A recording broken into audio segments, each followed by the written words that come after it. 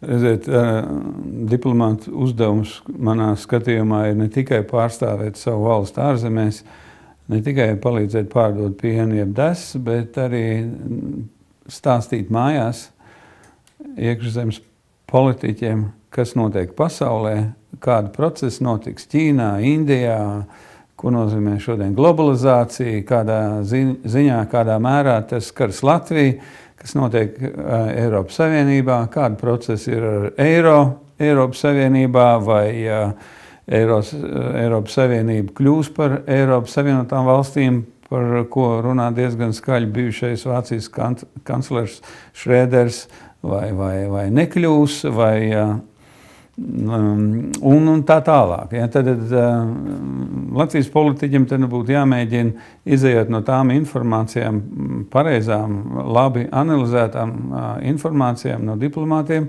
attiecīgi pakārtot savu politiku. Nu, ja mēs sakam, ka 14. gadā mēs ieviesīsim eiro, tad, ja ir analīze, ka nedariet, nesteidzieties, jo eiro nākotnē ir ļodzīga, bet tieši otrādi, varbūt mēģiniet ātrāk, jau 13. gadā, jo pēc tam būs grūtāk. Vienmēr sakot, ir vajadzīga profesionāla analīze. Vai šodien mums tāda ir?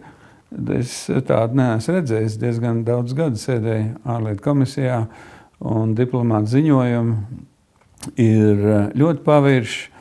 Tur ļoti maz analītikas, tur ir ļoti daudz politikas, ļoti daudz mēģinājumu ir izpatikt pie varas esošiem politiķiem. Tā kā runāt par to, ka Latvijā ir nopietnas ārpolitiskais dienests, mēs nevaram. Un, ja jūs jautājat, kas būtu jādara šīs lietas labā, es domāju, ka vispirms ir valstī, varas partijām, stingri jānoformulē, kāds tad ir tas iekšpolitiskais lielais virsuzdevums šodien. Jo Eiropas Savienība mums ir, NATO mums ir, viss ir, bet kā mēs dzīvosim tālāk? Jo, kā mēs redzam, šie instrumenti, kurus sauc par Eiropas Savienību, NATO, viņi jau nepalīdz celt valsts labklājību. Kāpēc?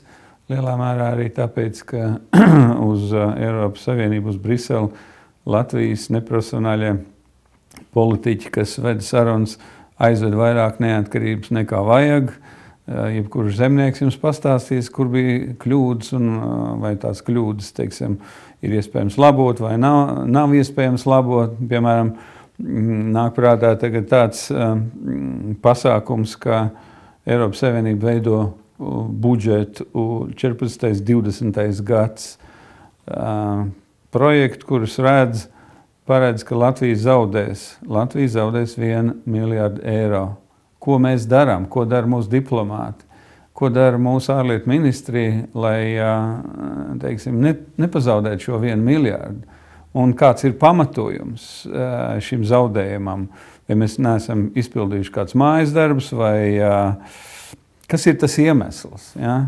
Un es neredzu sabiedrībā, netiek runāts par to, jeb arī kaut vai politiskās aprindās, kur ir tā mūsu nelaime, kāpēc mums atņems tik daudz naudas.